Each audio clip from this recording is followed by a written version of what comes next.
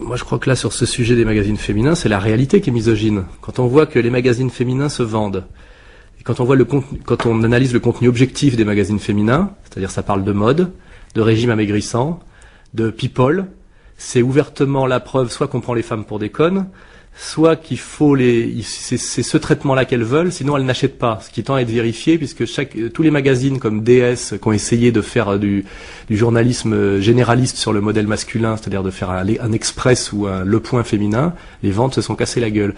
Donc là, moi j'en appelle à l'honnêteté de l'observateur, c'est que la réalité est misogyne. Si vraiment ce que veulent lire les femmes, c'est elles, quand on analyse le contenu objectif de elle, et c'est pas dur, c'est très méprisant pour les femmes. Enfin, ça ne va pas dans le sens de l'émancipation, de la conscience politique, du désir de connaissance du monde en tant que nature et communauté humaine. Enfin, je veux dire, c'est assez facile. Alors effectivement, plutôt que d'admettre ça, c'est plus simple il y a des vieilles injures qui traînent depuis l'après-guerre, mais surtout depuis mai 68. C'est facho, miso. Enfin, on sait très bien.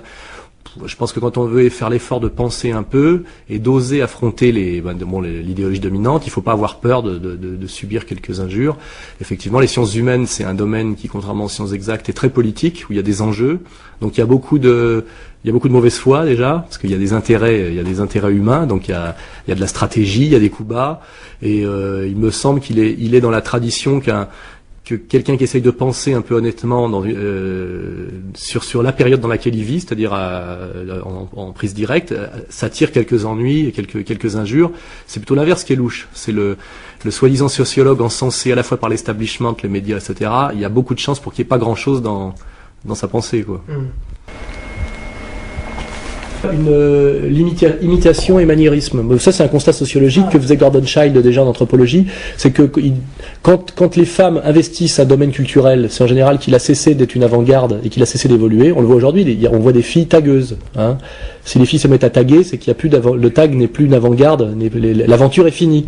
Et en général, quand les femmes se mettent dans un secteur culturel, il tend à s'auto-parodier. C'est-à-dire que moi, ce que je dis, c'est que ça c'est un peu misogyne d'ailleurs, ça me redonne. Je dis finalement les femmes, même les femmes de culture sont malgré elles finalement cantonnées à la reproduction, parce que qu'elles fassent des enfants de la culture, elles sont quand même toujours dans un art de la reproduction. Elles ne créent pas, elles reproduisent, il n'y a pas d'invention.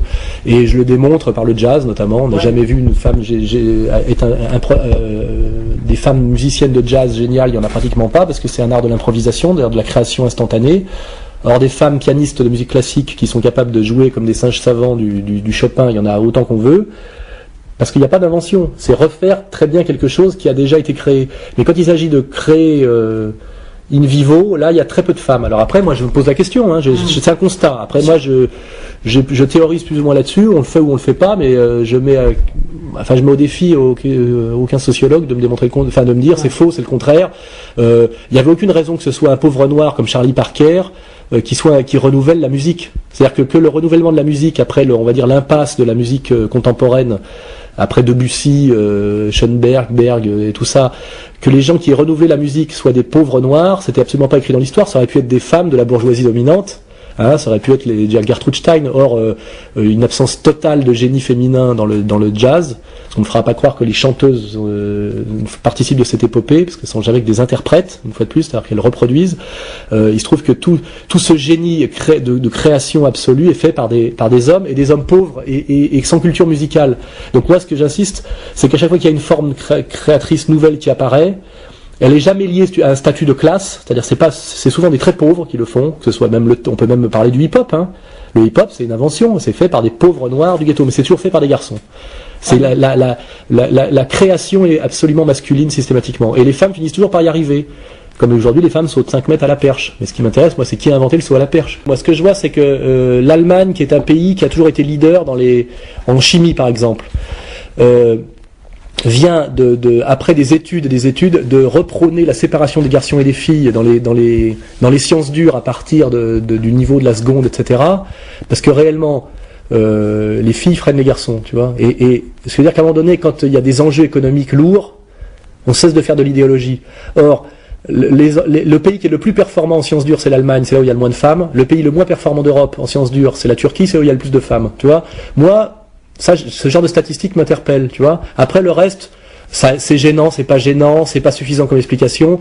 Face à l'idéologie dominante qui te dit non seulement les femmes sont égales absolument aux hommes, égal, en plus voulant dire identique, c'est le même cerveau, c'est le corps n'a rien à voir, l'anthropologie n'a rien à voir, c'est strictement pareil. Je dis c'est faux, c'est de l'idéologie pure de vouloir à tout prix dire qu'il y a une identité absolue. L'homme et la femme ont deux imaginaires différents, deux relations différentes au monde, de par leur corps, leur psyché, leur Oedipe, etc., etc. Et dire que les hommes et les femmes ont strictement le même fonctionnement cérébral, on sait que c'est faux aujourd'hui par des tas d'études quantitatives, qu'elles n'utilisent pas les mêmes hémisphères, etc. Que les femmes ont un problème en spatialisation et en logique pure. Alors spatialisation et logique pure, pour moi, c'est les démarches analytiques et synthétiques qui sont les deux piliers de la pensée abstraite pure, et ça c'est très politiquement incorrect de le dire en ce moment, c'est pour ça que ça me plaît. C'est vérifié par des études très sérieuses aujourd'hui, notamment menées par des femmes, cliniquement, tu vois, sur la logique, etc. Et ça m'amuse de le dire parce que ça va à contre-pied de l'idéologie dominante, et deux, ça correspond chez moi à une intuition. Je suis persuadé que les femmes et les hommes n'ont pas strictement la même manière de penser, et que je peux penser que cette histoire de la raison pure est une histoire masculine, et qu'elle l'est profondément. C'est-à-dire que la philosophie est une catégorie masculine historiquement, c'est-à-dire que c'est les hommes qui en ont accouché. Alors après de dire oui, les femmes n'ont pas pu mais le parce que je m'en fous. L'histoire, il n'y a pas de Dieu, il n'y a pas d'arbitre, il n'y a pas d'injustice dans l'histoire. Il se trouve que la pensée pure est une catégorie historiquement masculine parce qu'il y avait moins d'obstacles. Les hommes avaient moins d'obstacles à surmonter pour y arriver. Mais déjà, c'est la preuve de leur supériorité, parce que ces obstacles, si tu veux, c'est pas de penser que ces obstacles seraient une injustice, c'est une vision moraliste qui n'a pas lieu d'être. Tu vois, c'est comme ça, puis c'est tout. Je veux dire, ça prouve effectivement que les obstacles à franchir pour qu'une femme accède à la pensée pure sont supérieurs à ceux qu'ont les hommes, qu'ont à franchir les hommes. Donc, il y a une inégalité des hommes et des femmes, et cette égalité est anthropologiquement intrinsèque, c'est tout. Alors après, la démarche de féministes qui consiste à dire oui, mais c'est une injustice sociale et il faut y remédier. Eh ben, ça veut dire à ce moment-là qu'il faut créer, c'est de la discrimination positive, tu vois. Donc, alors aujourd'hui, je lis des articles dans les magazines féminins qui sont d'un féminisme absolument idéologiquement bêlant et stupide, de dire il faut absolument faire des quotas pour obliger les filles à faire des sciences dures et à s'intéresser aux maths, parce qu'on voit que les filles, plus elles entrent dans l'âge, moins elles ont envie de faire des maths pures. Et après, on fait de la stat et on voit que les filles n'ont pas envie de faire des maths parce que, pour des raisons profondément féminines, c'est des catégories qui ne les intéressent pas autant que les garçons. C'est-à-dire que c'est même pas le problème qu'elles soient douées ou pas douées, c'est qu'elles n'ont pas de passion pour. Tout ça, c'est de la statistique. Bien sûr, mais c'est la statistique. C'est-à-dire que à un moment donné, en troisième année de maths sup, on trouve 80% de garçons, 20% de filles. Je sais pas, parce qu'effectivement, on trouve exactement comme pour les échecs. Il y a très peu de filles qui jouent aux échecs à haut niveau. Parce que il y a un tronc commun à 5-6 ans, des filles sont aussi douées que les garçons pour les échecs, et puis à un moment donné, au moment de la puberté, cette vision guerrière du monde et conquérante du monde, tu vois, les intéresse moins. Et on voit d'un seul coup que les filles s'éloignent de ce domaine au moment de la puberté, au moment de la différenciation hormonale. Mais ça, c'est de la vraie étude. Et c'est pas forcer les filles à dire c'est pas normal, ça s'intéresse pas aux échecs, on n'arrive pas à faire 50-50. D'être emmerdé pour des raisons idéologiques et politiques qu'il n'y ait pas 50-50 de filles et de garçons qui jouent aux échecs à partir de l'âge de 17 ans, ça c'est de l'idéologie et de la dictature, tu vois. Qu'est-ce qu'on y peut? Les filles aiment moins les maths que les garçons, aiment moins les échecs que les garçons passé un certain âge. Ça, c'est un constat, une analyse qu'il faut faire. C'est-à-dire qu'effectivement, il y a une différenciation et que l'hormonal y joue un rôle parce que, effectivement, ça induit au niveau de l'imaginaire, au niveau du désir, au niveau des représentations et même au niveau des concaténations, au niveau du logos, ça induit des démarches différentes. Et moi, là, je pointe du doigt l'idéologie féministe qui est un égalitarisme de type stalinien. C'est-à-dire que c'est vouloir faire qu'il y ait 50% d'agrégés de maths et masculins et féminins. Or, le vrai danger, c'est quand on veut qu'il y ait par la force et par la coercition politique 50% de matheux au niveau de la recherche, eh ben on fait baisser le niveau de la recherche. C'est-à-dire qu'un pays qui ne joue pas ce jeu-là, eh ben il prend le leadership des mathématiques pures. Et c'est ce qui nous arrivera si on continue à vouloir mettre des filles à tout prix. Et là, je prends le pari. Je dis, ça qui veut pas dire qu'un jour il n'y ait pas une prix Nobel de mathématiques géniale. Je veux dire, moi, je vois dans l'étude du marxisme, Rosa Luxembourg a produit des théories sur l'impérialisme tout à fait de très haute qualité, et c'est une grande intellectuelle. Mais c'est une exception. Je veux dire, mais c'est quand à un moment donné, on veut dire, il y aura autant de prix Nobel de physique hommes que femmes, et on oblige à ce qu'il y ait 50-50 parce qu'on peut en arriver là. Là, on est dans le délire idéologico, on est dans la dictature idéologique, et c'est dangereux pour la qualité des sciences. C'est ça le problème, c'est qu'aujourd'hui, on n'en est pas à laisser une culture féminine se développer, on en est à mettre en cause l'histoire de la culture masculine. C'est ça, on en est à essayer on en est à la vengeance, on en est à la revanche. C'est-à-dire qu'on veut, il y a un désir de châtiment des hommes, ce qui d'ailleurs participe du communautarisme victimaire, hein, que ce soit celui des Juifs, des Noirs aujourd'hui avec l'esclavage. Aujourd'hui, c'est nous sommes des persécutés et nous voulons que quelqu'un paye pour ça. Et c'est positionner chaque catégorie comme ça se définit par la persécution. C'est-à-dire les femmes. Qu'est-ce que c'est que les femmes ?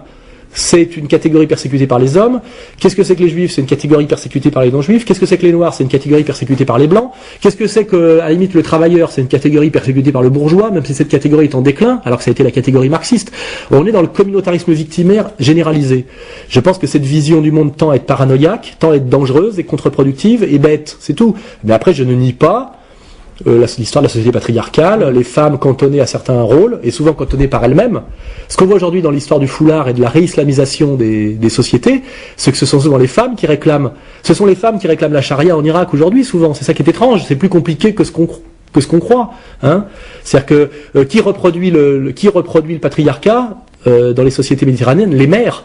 C'est ça qui est marrant. Qui fait le macho? La maman, tu vois. Tu vois, c'est-à-dire, alors c'est complexe, quoi, c'est tout. Moi, je réclame un peu de complexité, puis un peu d'ironie, quoi, c'est tout. Ce qui m'emmerde, c'est quand on est dans une que pour contrer une idéologie dominante un peu brutale et un peu stupide, un certain patriarcat Troisième République, on produit un matriarcat Cinquième République du même niveau de lourdeur et de vulgarité et de brutalité. Et là, on perd deux fois. C'est tout ce que je dis. Hein.